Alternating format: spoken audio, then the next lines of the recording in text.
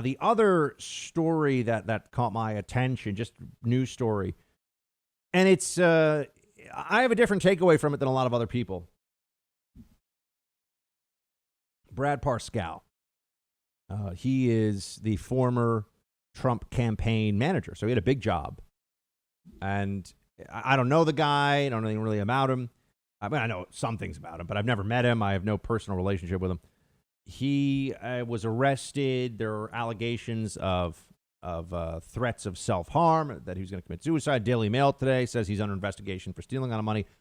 I don't know. I've had no interaction with the Trump campaign on any of this stuff, and I haven't even been able to really talk to any of my sources about it, and they probably, honestly, won't say very much because this is some sensitive stuff. But Parscal obviously had a bad day, got arrested. Bad day is putting it mildly, but he got arrested. What I thought was so interesting was that he is on body cam footage, and he's standing outside his home in Florida. He is wearing like jean shorts, but he's shirtless, Florida.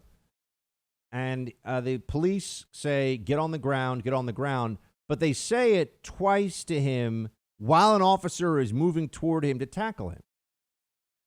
And I can say that watching that video, I'm thinking this guy is posed. He hasn't wrestled anybody. He hasn't resisted arrest. He hasn't pulled his hands away. He's just standing there talking to the officers, just talking to them.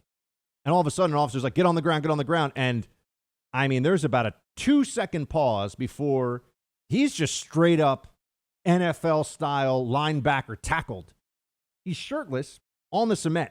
I mean, just throws him right down. Now, Brad Parscal is obviously startled by this and says, I didn't do anything, but he allows the officer to put his hands behind his back, put the cuffs on him, and arrest him. And in a sense, there's the happy ending, such as it is to the story, is cops didn't have to taser him. Cops didn't have to pull their weapons on him. So they tackled his butt right to the ground. And I've seen there's some people I really respect out there in social media who say that under the circumstances, this is a legitimate use of police tactics. It's borderline. I think it's borderline. I think under the circumstances, now, he wasn't severely injured. They didn't pull their guns. It's also a lesser issue. But I can see that there sometimes are gray areas. But my point with the Brad Parscal takedown, and I'm not even getting into all the campaign stuff. I don't know enough about that. Honestly, I don't care. He doesn't run the campaign anymore. And if he stole money, he should pay the price for that. If he didn't, people shouldn't be lying about him. And the guy's obviously having a tough time. I don't like to ever, and this is true with Democrats. It's true with the left. And Parscal is supposed to be on our team. He's a Republican, pro-Trump, obviously. But I don't like to joyride in the wreckage of other people's lives. I think that that's gross.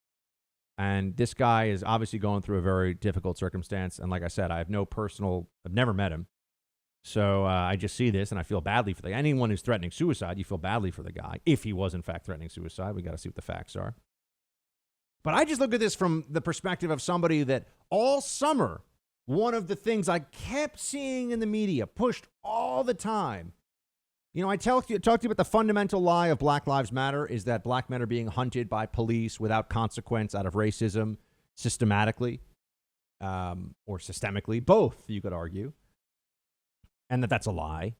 There's another thing that you would hear. This was kind of the secondary lie behind that if so-and-so was white, this wouldn't have happened.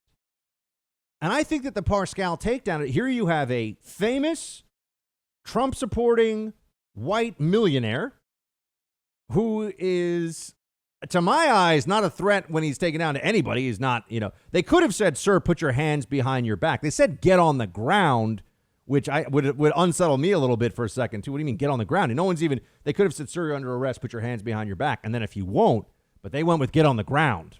Okay.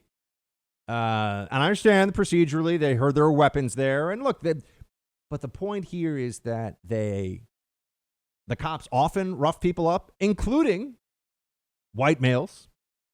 And usually they're doing so appropriately. Usually when they use force, cops are correct. Not always.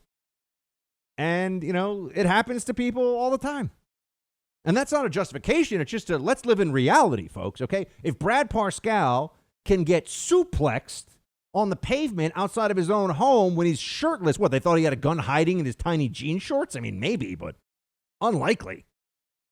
The guy's shirtless. He's talking to them. He hasn't attacked anyone, and he gets, it looks like they're using him as a tackling dummy.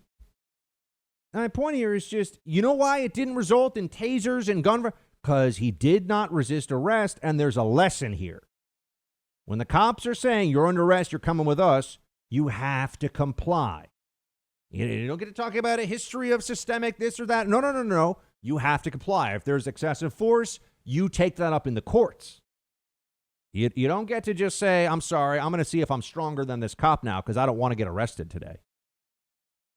That leads to tragic outcomes. That leads to very bad things for the cops and for the individual being arrested.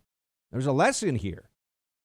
Here you have a super rich and well-known, he's down in Florida, he runs the Trump campaign, white guy who, I mean, they really threw his butt on the ground. It was harsh. And was it necessary? But the bigger takeaway that I have is he didn't fight them. He allowed them to cuff him, and everything was fine. If we look at all these BLM cases we have seen, how many of them involve somebody who resists arrest, fights the cops, pulls their hands away, doesn't obey commands, pulls at their taser, goes for their gun? There's a difference here, folks. There's a lesson. And it's a lesson that we would all be better off if people would just be honest about it. Don't fight the cops during an arrest. Hey, Team Buck, thank you so much for watching The First on YouTube. If you like this video, please click that little thumbs up button so then it will log as liked. And also, if you want to see more great content from The First, please click subscribe.